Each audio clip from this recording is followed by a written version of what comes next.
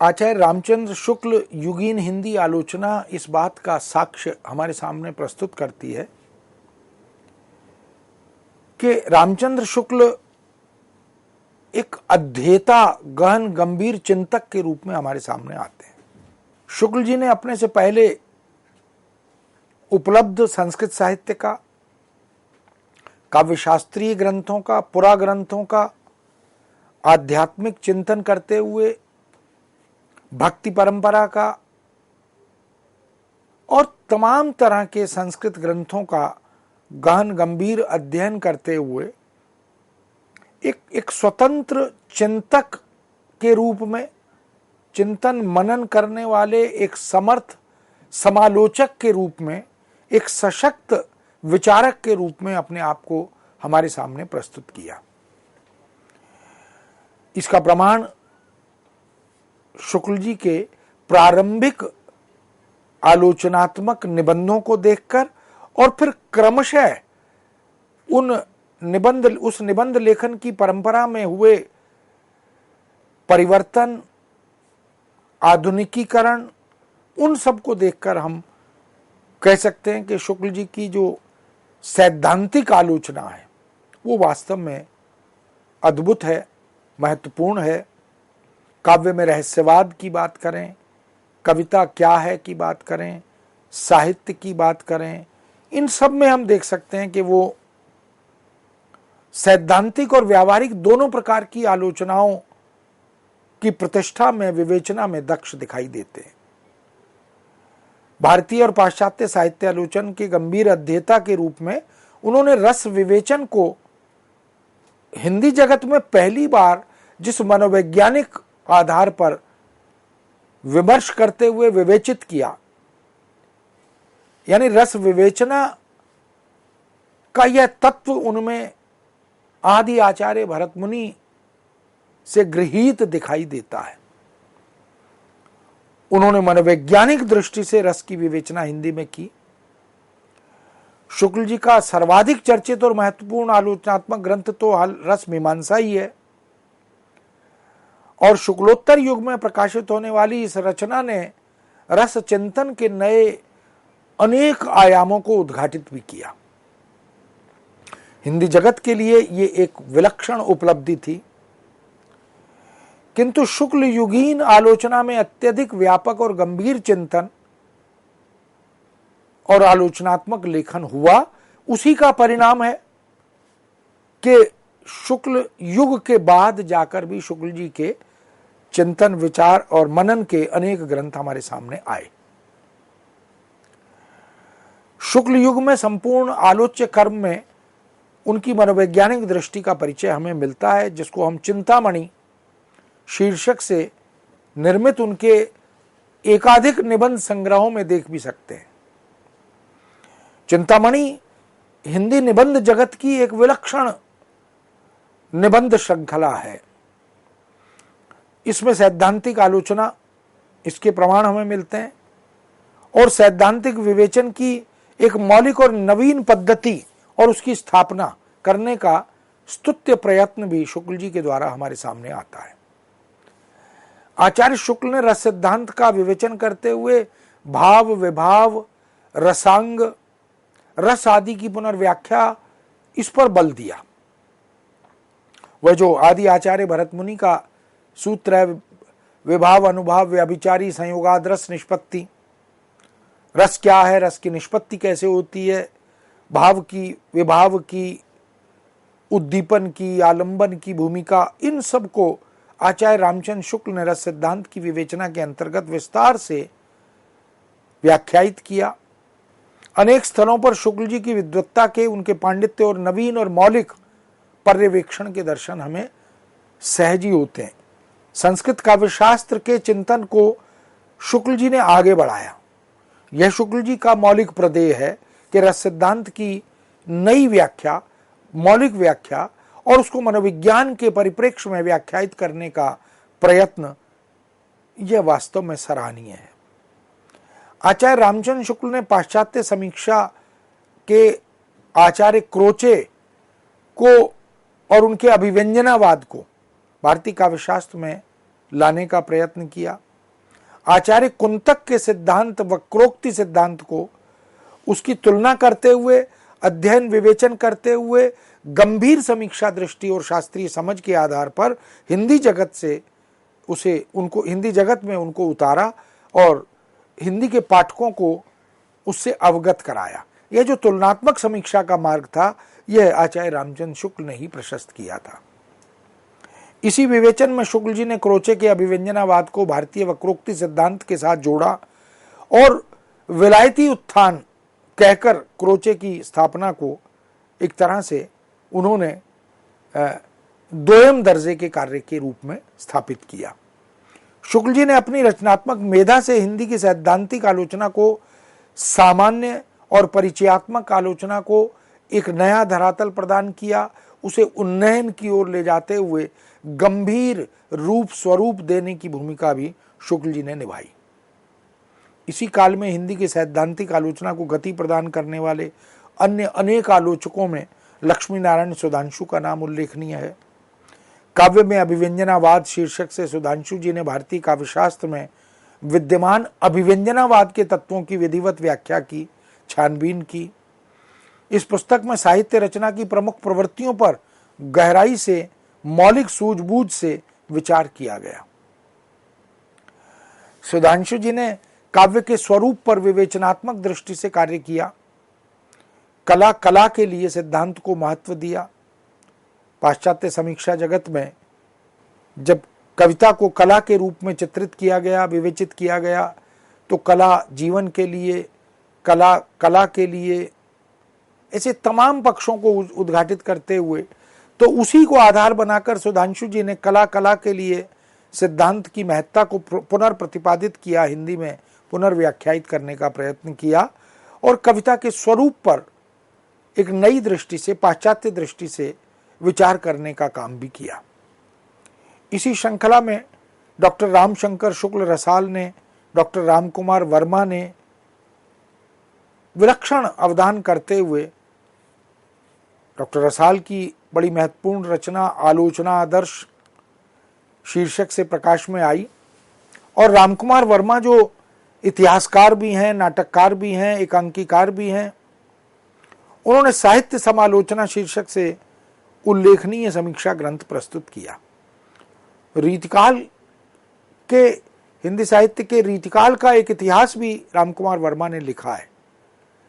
तो हम देख सकते हैं कि इतिहास दृष्टि, समीक्षा दृष्टि, विवेचना दृष्टि, समालोचनात्मक दृष्टि के मानक, इन सब को केंद्र में रखकर इन्होंने गंभीरता से हिंदी समीक्षा को, हिंदी आलोचना को विकासशील बनाने में भूमिका निभाई।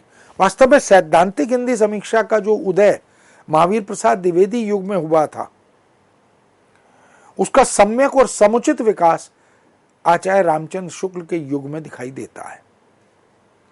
इसी दृष्टि से पद्म सिंह शर्मा द्वारा संपादित बिहारी सतसई और बिहारी सतसई की जो आलोचनात्मक भूमिका है, कृष्ण बिहारी मिश्र की रचना देव और बिहारी, इसकी जो भूमिका है, और लाला भगवान दीन की रचना बिहारी और देव, इनमें जो तुलनात्मक समीक्षा के मार्ग प्रशस्त करने का प्रयत्न हुआ, एक आलोचना के नए आयाम उद्घाटित किए गए, वो पारंपरिक काव्यशास्त्रीय मान्यताओं को तो आधार बनाते ही थे, बल्कि भारतीय काव्यशास्त्र के व्यावहारिक अनुप्रयोग की एक नई राह भी इन महत्वपूर्ण आलोचनात्मक ग्रंथों के माध्यम से उद्घाटित हुई, प्रशस्त हुई।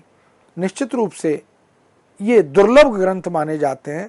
आज भी देव पर, बिहारी पर यदि किसी को अध्ययन करना हो तो इन महत्वपूर्ण ग्रंथों को देखे बिना वह आगे नहीं बढ़ पाता। प्रेमचंद के उपन्यास साहित्य का अनुशीलन इस युग में पाश्चात्य मान्यताओं के आधार पर यदि किसी ने किया तो उसमें समीक्षक आलोचक जनार्दन प्रसाद झा द्विज का नाम आता है। उन्होंने 1933 में प्रेमचंद की उपन्यास कला पुस्तक लिखी, जिसमें वस्तु, चरित्र चित्रण, कथोपकथन, देश काल, भाषा शैली, रचना के उद्देश्य आदि की दृष्टि से बड़ा गंभीर मूल्यांकन अध्ययन किया और इसके मूल में पाश्चात्य समीक्षा पद्धति, इसको आत्मसात किया। इसी युग में प्रकाशित हो रही अनेक पत्रिकाओं और पत्रों में भी आलोचना कर्म को, कार्य को प्रोत्साहित करने के लिए कुछ निबंध लिखे गए, महत्वपूर्ण निबंध हमारे सामने आए। हालांकि उपन्यास, कहानी, नाटक आदि अनेक विधाओं पर जैसे समीक्षा ग्रंथ इस युग में लिखे जाने चाहिए थे, बेशक उस रूप में हमारे सामने उपलब्ध न भी हुए हों, तो भी इस युग की आलोचनात्मक और समीक्षात्मक दृष्टि को, ऐसी रचनाओं को, ऐसे निबंधों को, ऐसे साहित्य को सबसे अधिक अगर योगदान किसी का रहा तो वो स्वयं आचार्य रामचंद्र शुक्ल का रहा।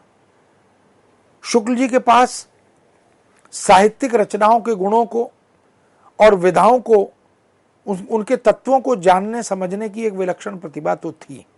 इसलिए उन्होंने अपने निबंधों में जिस बारीकी के साथ, जिस मनोवैज्ञानिक सूझबूझ के साथ, जिस काव्यशास्त्रीय तात्विक विवेचना की आधारशिला को अपनाते हुए, आत्मसात करते हुए विवेचना की, वह उनकी विलक्षण प्रतिभा का परिचायक बनकर हमारे सामने आई।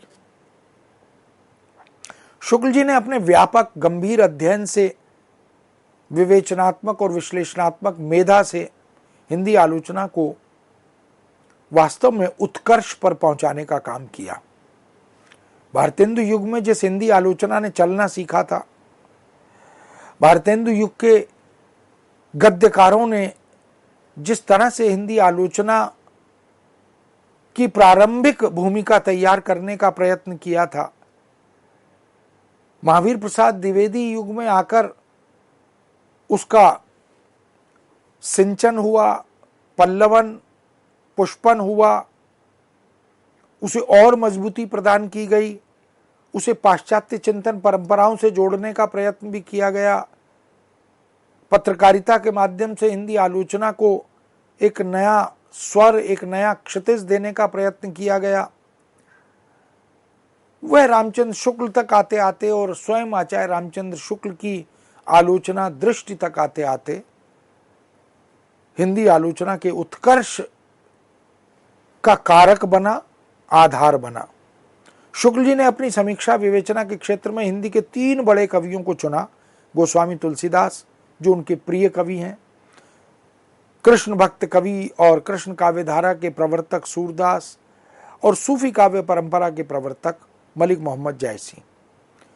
इन 3 कवियों को लेकर आचार्य रामचंद्र शुक्ल ने अपनी समीक्षा विवेचना का परिचय दिया। इन पर मील का पत्थर सिद्ध होने वाली समीक्षात्मक रचनाएं, हिंदी समीक्षा भी शुक्ल जी ने ही समीक्षा जगत को दी।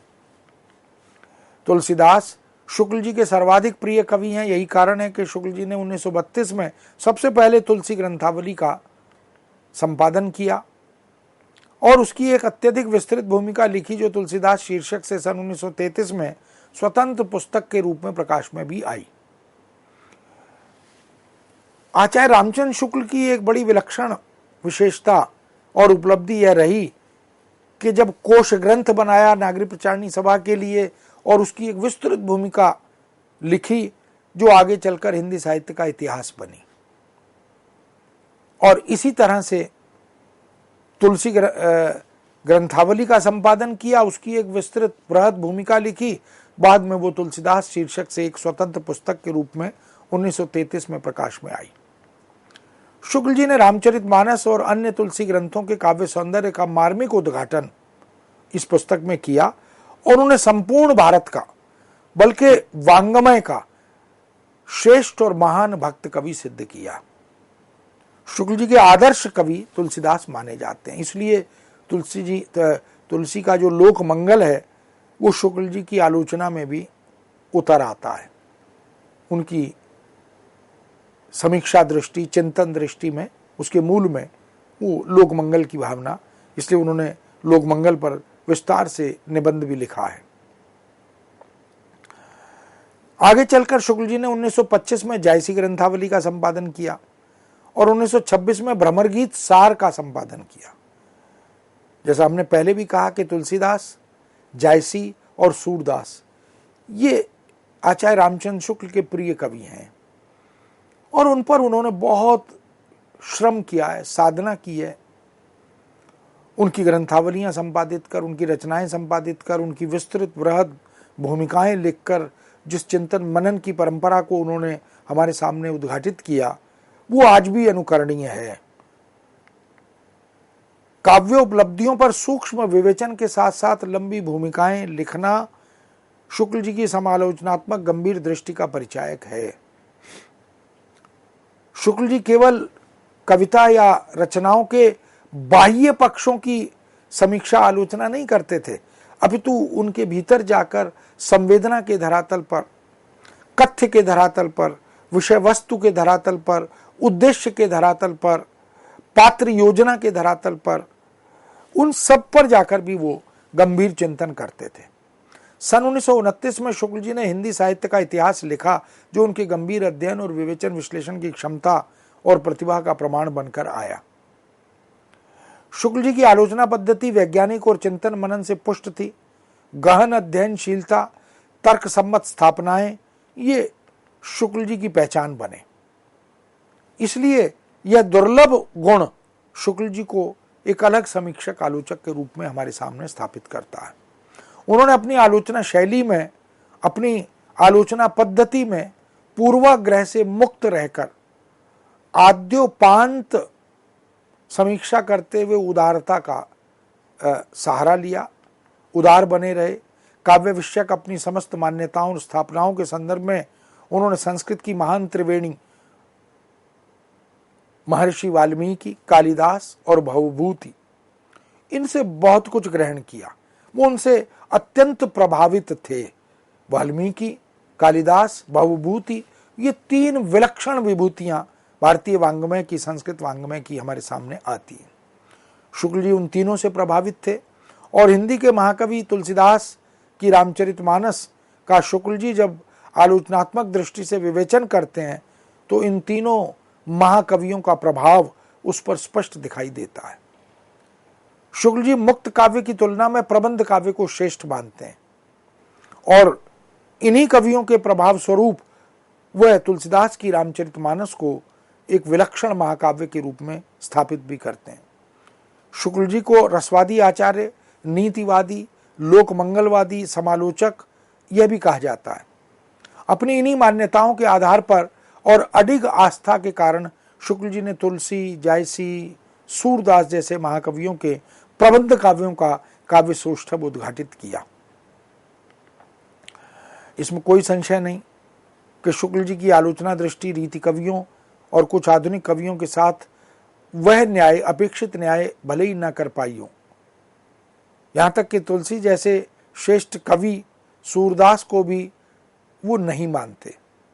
यानी तुलसी की श्रेष्ठता उनके मनोमस्तिष्क में सर्वोपरि रहती है और सूरदास को भी वो तुलसी से पीछे ही रखना चाहते हैं। सूर सूर तुलसी ससी, इससे वो सहमत नहीं है। उन्होंने लोकपक्ष तुलसी का और सूरदास के लोकपक्ष इनकी तुलना की और इन दोनों की सराहना भी की। कबीर को उन्होंने अपनी आलोचना दृष्टि के कारण विवेचना का विषय बनाया ही नहीं। छायावादी कवि और काव्य भी शुक्ल जी की उपेक्षा और विरोध का कारण इसी आधार पर बने क्योंकि उनके समीक्षा प्रतिमानों में वह समुचित प्रतीत नहीं हुआ। छायावादी साहित्य में लोक पक्ष को शुक्ल जी अत्यंत दुर्बल मानते थे, इसलिए शुक्ल जी उसके प्रशंसक नहीं बन सके। किंतु जैसे ही छायावादी काव्य और कवि सामान्य जीवन से जन चेतना से जुड़े, शुक्ल जी ने उसकी भरपूर प्रशंसा करनी प्रारंभ कर दी थी। काव्य में रहस्यवाद, काव्य में अभिव्यंजनावाद, रस मीमांसा, साधारणीकरण, व्यक्ति वैचित्र्यवाद, ऐसे अनेक विषयों पर और कविता में प्राकृतिक दृश्य, रसात्मक बोध के विविध रूप, काव्य में लोकमंगल की अवधारणा, ऐसे अनेक दुर्लभ विषयों पर शुक्ल जी ने साधिकार लिखा और उनकी विस्तृत, व्यापक तथा गंभीर समीक्षा की। सुमित्रानंदन पंत की प्रकृति विषयक कविताओं के शुक्ल जी मुक्त कंठ से प्रशंसक बने। सूर्यकांत त्रिपाठी निराला की सामाजिक और ऐतिहासिक विषयों पर लिखी गई कविताओं की भी शुक्ल जी ने मुक्त कंठ से प्रशंसा की थी। अपनी इन्हीं विशेषताओं के कारण कुछ पूर्वाग्रहों के बावजूद शुक्ल जी हिंदी आलोचना में मेरुदंड समझे गए। शुक्ल जी की आलोचना दृष्टि एवं पद्धति को गति प्रदान करने वाले आलोचकों में कृष्ण शंकर शुक्ल का नाम उल्लेखनीय है। कृष्ण शंकर शुक्ल ने सन 1934 में केशव की काव्य कला तथा सन 1935 में कविवर रत्नाकर शीर्षक से 2 दुर्लभ चर्चित ग्रंथ हमें दिए। दोनों कवियों केशव और रत्नाकर की जीवनी, व्यक्तित्व, कृतित्व आदि के परिचय विवेचन के साथ साथ उनके काव्य की विभिन्न पक्षों की विवेचना, गंभीरता, सहृदयता, तत्वान्वेषी दृष्टि से विवेचना, यह इन दोनों कवियों के संदर्भ में बड़ी विलक्षण उपलब्धि बनकर आए। शुक्ल जी आचार्य केशव के कवि रूप को अधिक महत्व नहीं देते थे, जबकि कृष्ण शंकर शुक्ल ने उनके कवि रूप और काव्य मर्मज्ञता को उदाहरणों के साथ व्याख्या करते हुए स्थापित किया और सिद्ध किया। कृष्ण शंकर शुक्ल ने जगन्नाथ दास रत्नाकर के पदों की विषय वस्तु के आधार पर अभिव्यंजना शैली, भाव चित्रण और आलंकारिकता के आधार पर प्रशंसनीय ढंग से विवेचना और समीक्षा की थी। इसी क्रम में आचार्य विश्वनाथ प्रसाद मिश्र का नाम भी उल्लेखनीय है। सन 1936 में मिश्र जी ने बिहारी की वाग विभूति शीर्षक से एक विलक्षण ग्रंथ दिया। उसमें बिहारी के दोहों पर पूर्ववर्ती कवियों, काव्य आदि के प्रभाव को भी विवेचित किया, आलोचना की शास्त्रीय पद्धति को भी अपनाया। सही अर्थों में बिहारी के काव्य सौंदर्य की सम्यक और समीचीन आलोचना करने वाली इस रचना को विधिवत पहली आलोचनात्मक कृति कहा जा सकता है। आचार्य मिश्र सन 1930 में हिंदी नाट्य साहित्य का विकास नामक पुस्तक भी लिखते हैं।